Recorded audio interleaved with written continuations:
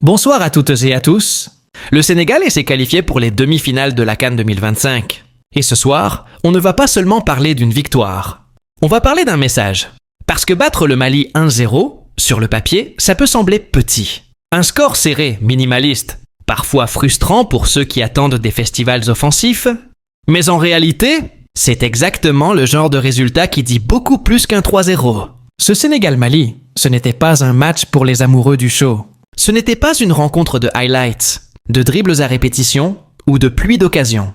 C'était un match de tournoi. Un match d'élimination directe. Un match où l'objectif n'est pas d'être beau, mais d'être juste. Juste dans les choix. Juste dans les déplacements. Juste dans les moments clés. On a assisté à un duel de haute intensité. Un match de contrôle, où chaque équipe voulait imposer son rythme sans se découvrir. Un match de tension, où les duels étaient aussi importants que les passes. Un match de stratégie, où les entraîneurs savaient que le premier qui se désorganise se fait punir, et surtout un match de nerfs. Parce que la CAN, c'est souvent ça. Ou une compétition, où l'équipe la plus lucide gagne plus, souvent que l'équipe la plus brillante. Ici, chaque duel comptait. Chaque ballon perdu pouvait se transformer en transition dangereuse. Chaque relance sous pression pouvait coûter un but. Chaque mauvais placement pouvait ouvrir un couloir, un intervalle, une occasion. Et ce qui rend ce match encore plus intéressant, c'est le profil des deux équipes. On parle d'un Sénégal physiquement puissant, habitué à ses rendez-vous, construit pour la rigueur, face à un Mali agressif, discipliné, très fort dans l'intensité, capable de vous étouffer si vous manquez de personnalité. Deux équipes qui se respectent, mais qui ne se font aucun cadeau. Deux équipes tactiquement organisées. Deux équipes mentalement prêtes à souffrir. Et c'est pour ça que ce 1-0 au révélateur. Il ne raconte pas un match fermé par manque de niveau. Il raconte un match fermé parce que les deux camps ont été sérieux, structurés et très exigeants dans leur approche. Dans cette vidéo, on va prendre le temps de décortiquer tout ça, calmement et proprement. On va analyser le scénario réel du match, au-delà du score, minute par minute dans la logique. Le plan du Mali, ce qu'ils ont voulu faire, et ce qu'ils ont réussi à empêcher. La réponse du Sénégal, comment les Lions se sont adaptés, sans paniquer. La gestion tactique, les zones clés, les moments où le match bascule. Les performances individuelles déterminantes, pas seulement le buteur, mais ceux qui ont gagné le match dans l'ombre. Et surtout, ce que cette victoire dit du Sénégal version 2025, ses qualités, ses progrès, et ce que ça annonce pour la suite. Installez-vous. Ici, on analyse. On ne survole pas, on lit le match comme un match de CAN. Avec ses détails, ses pièges et ses vérités. Dès les premières minutes, le ton est immédiatement donné. Ce Sénégal-Mali ne serait pas un match d'observation. Ce serait un combat tactique, physique et mental. Le Mali entre dans la rencontre avec une idée très claire. Mettre une intensité maximale dès le départ, imposer un engagement physique constant, et surtout perturber la première relance sénégalaise. On le voit très vite, les milieux maliens montent haut, les attaquants coupent les lignes de passe, les défenseurs sortent fort sur le porteur. Le message est clair. Si le Sénégal veut jouer, il devra souffrir. En face, la réponse sénégalaise est tout aussi révélatrice. Le Sénégal n'accepte pas de tomber dans le piège. Il ne cherche pas à répondre par une surenchère d'intensité. Il refuse le match fou. Il refuse la précipitation. Au lieu de ça, les Lions choisissent la maîtrise du tempo, la gestion des espaces, parfois même une lenteur assumée dans la circulation. Ce n'est pas un manque d'ambition. C'est un choix stratégique. Les 20 premières minutes sont ainsi très fermées, presque étouffantes. Très peu de tirs cadrés et peu de situations franches. Énormément de duels au sol et dans les airs. Beaucoup de fautes intelligentes destinées à casser le rythme. Le Mali réussit une chose essentielle. Empêcher le Sénégal de s'installer durablement dans le camp adverse. Mais le Sénégal, lui aussi, réussit son pari. Empêcher le Mali de jouer sa spécialité préférée, la transition rapide. À chaque tentative malienne de projection, le bloc sénégalais est déjà en place. Les lignes sont compactes. Les espaces sont fermés. On assiste alors à un véritable match d'échecs. Pas un match de feu d'artifice, pas un match de folie, mais un duel où chaque équipe attend l'erreur de l'autre. Et dans ce type de match, le but ne vient jamais d'un siège prolongé. Il vient souvent d'un détail. Ce détail arrive sur une action qui semble presque anodine, sans domination outrageuse, sans déséquilibre apparent. Le Sénégal fait la différence. Iliman Ndiaye. Un déplacement intelligent entre les lignes. Une prise de balle propre sous pression. Une lecture juste du temps et de l'espace. Et surtout, une finition maîtrisée, sans affolement. Sénégal 1, 0 Mola. Un but qui ne vient pas d'un temps fort évident, mais d'une justesse individuelle dans un contexte collectif maîtrisé. Et c'est là que ce match devient fascinant. Parce qu'à partir de ce but, le scénario change. Mais pas du tout comme on pourrait l'imaginer. Le Sénégal ne recule pas totalement. Le Mali ne se découvre pas immédiatement. Au contraire, le match entre dans une nouvelle phase. Plus de tension, plus de calcul. Plus de gestion émotionnelle. Le Sénégal comprend qu'il n'a pas besoin d'en faire plus. Le Mali comprend qu'il n'a pas le droit de se désorganiser. Le score est ouvert, mais le jeu reste verrouillé. Et c'est précisément dans cette phase-là que se joue la qualification. Il faut le dire clairement, sans condescendance et sans exagération. Le Mali n'est pas venu pour subir ce match. Au contraire, le plan malien était cohérent, assumé et ambitieux pour une équipe qui affrontait l'un des grands favoris de la compétition. Les intentions du Mali, un plan clair dès le départ. Dès l'entame, on comprend très vite ce que veut faire le Mali. Leur idée principale est simple. Empêcher le Sénégal de s'installer confortablement dans le match. Pour cela, plusieurs leviers sont utilisés. D'abord, une densité importante au milieu de terrain. Les lignes sont resserrées. Les distances entre les joueurs sont courtes. Et le Mali cherche à réduire les espaces entre la défense et le milieu. Ensuite, une agressivité constante dans les duels. Chaque prise de balle sénégalaise est contestée. Chaque contrôle est pressé. Chaque réception d'ose au jeu est immédiatement attaquée. Le Mali ne cherche pas à presser haut en permanence, mais à presser intelligemment. Sur certaines relances, sur des zones bien précises. C'est souvent quand le Sénégal oriente le jeu vers les côtés. Troisième élément fort du plan malien. Casser le rythme. Faute tactique, interruption, duel appuyé, petits accrochages. Tout est fait pour éviter que le Sénégal enchaîne, accélère, prenne confiance. Enfin, le Mali cherche clairement à empêcher la première relance propre, forcer les défenseurs sénégalais à jouer long, et couper la connexion entre le milieu et l'attaque. Sur ce point-là, le plan est en partie réussi. Là où le plan malien atteint ses limites, mais un bon plan défensif ne suffit pas à gagner un quart de finale de CAN. Il faut aussi exister offensivement. Et c'est là que le Mali a montré ses limites. Malgré toute son énergie, le Mali a souffert de plusieurs manques évidents. D'abord, peu de créativité entre les lignes. Quand le ballon arrive dans les 30 derniers mètres, il manque ce joueur capable de recevoir entre deux lignes, se retourner sous pression, éliminer sur une première touche, presse ou jouer la dernière passe juste. Ensuite, un manque de justesse dans le dernier geste. Les rares situations intéressantes sont mal exploitées. Mauvais choix de passe. Contrôles approximatifs. Frappes précipitées ou mal ajustées. Enfin, et c'est peut-être le point le plus important, l'absence d'un véritable détonateur offensif. Le Mali a des joueurs généreux, combatifs, disciplinés. Mais face à un bloc sénégalais bien en place, il manquait ce joueur capable de déséquilibrer à lui seul, de créer une occasion là où il n'y en a pas. Le constat final sur le Mali. Au final, le Mali a montré de la personnalité, imposé un vrai combat physique, empêché le Sénégal de dérouler. Mais il n'a jamais réellement pris le contrôle du match, mis la défense sénégalaise sous pression durable, créé un sentiment de danger permanent. Les intentions étaient là. L'énergie aussi. La discipline tactique également. Mais dans un match à élimination directe, face à une équipe mature, cela ne suffit pas. Beaucoup d'efforts, beaucoup de courage, mais peu de menaces réelles. Et face à un Sénégal aussi bien organisé, ce genre de limite se paie toujours. C'est sans doute le point le plus impressionnant et peut-être le plus révélateur de ce Sénégal version 2025. Car ce match ne s'est pas gagné uniquement sur le but d'Iliman Ndiaye. Il s'est surtout gagné sans le ballon. Le Sénégal a défendu comme une équipe qui sait exactement ce qu'elle fait, comme une équipe qui connaît ses forces. Et surtout comme une équipe qui ne panique plus quand elle n'a pas la possession. Une défense qui pense avant d'agir. Dès que le Sénégal perd le ballon, il n'y a ni désorganisation, ni course inutile, ni réaction émotionnelle. On voit immédiatement un repli coordonné, des lignes resserrées, une occupation intelligente des espaces. Le Sénégal ne cherche pas à récupérer le ballon dans la précipitation. Il cherche d'abord à se replacer correctement, à fermer les zones dangereuses, puis à intervenir au bon moment. C'est la marque d'une équipe mûre. La défense centrale, autorité et complémentarité. Au cœur de ce dispositif, le duo central a été exemplaire. Kalidou Koulibaly, c'est le patron, tout simplement. Il parle, il guide, il replace. Il anticipe avant même que le danger n'apparaisse. Il gère la profondeur avec une grande sérénité. Quand le Mali tente de jouer longue ou d'attaquer dans le dos de la défense, Koulibaly est toujours bien positionné. il ne se jette pas. Il temporise. Il attend le bon moment pour intervenir.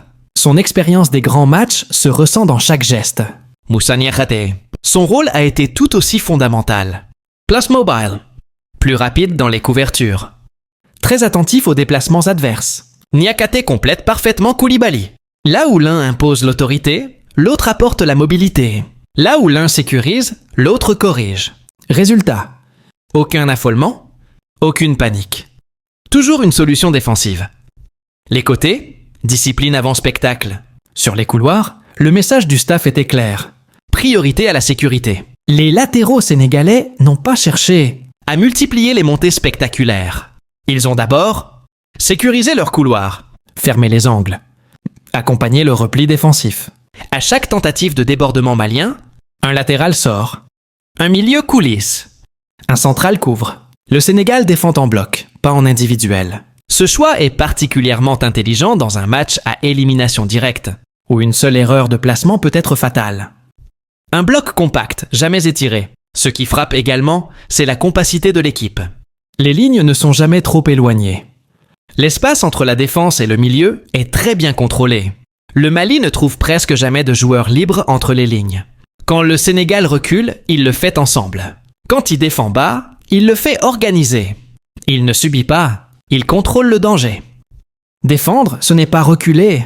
C'est une nuance très importante. Le Sénégal n'a pas reculé n'importe comment. Il n'a pas subi passivement. Il a choisi ses moments.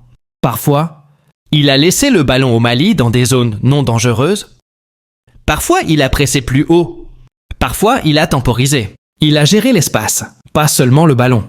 C'est exactement ce que font les grandes équipes de tournoi. Elles acceptent de défendre, mais elles ne perdent jamais le contrôle du match.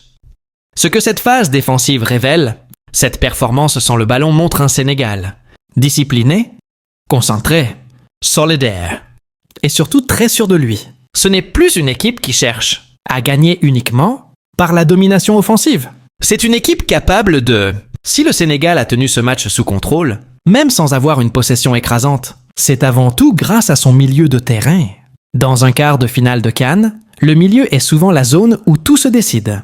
Et face au Mali, le trio sénégalais a parfaitement compris son rôle. ce n'était pas un milieu fait pour briller individuellement. C'était un milieu pensé pour équilibrer, sécuriser et stabiliser l'équipe. Idrissa Gana Gueye, l'expérience au service du collectif. Le match de Gana Gueye n'apparaîtra pas forcément dans les highlights. Il n'a pas marqué, il n'a pas délivré de passes décisives. Mais son match a été fondamental. Gana a été Le premier rideau défensif. Le joueur qui coupe les lignes de passe. Celui qui temporise quand le Mali cherche à accélérer. Dans les moments de pression malienne, c'est souvent lui qui se place intelligemment, ralentit l'action. oriente le jeu vers des zones moins dangereuses. Il a parfaitement géré les temps faibles. Ces moments où l'équipe doit accepter de souffrir sans se désorganiser. Pas un match spectaculaire, mais un match utile, mature et essentiel dans ce type de rencontre. Pape Gueye, l'impact et la projection. Si Ghana a sécurisé, Pape Gueye a apporté la dimension physique et verticale. Son rôle a été clair.